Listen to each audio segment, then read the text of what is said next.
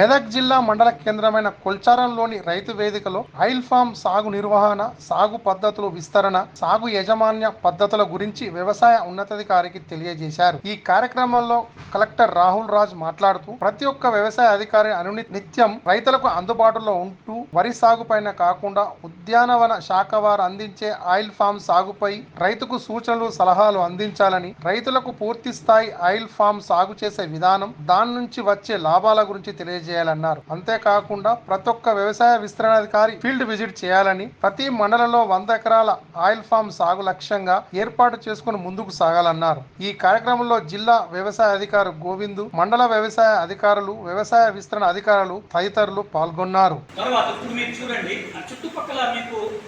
ఏదైతే ఖాళీ ఉందో మీకు ఇందాక చెప్పారు, అగ్రికల్చర్ ఎక్స్టెన్షన్ ఆఫీసర్స్తో నేను ఆల్రెడీ ఇంతకుముందే మీటింగ్ తీసుకుందాం అనుకున్నాను.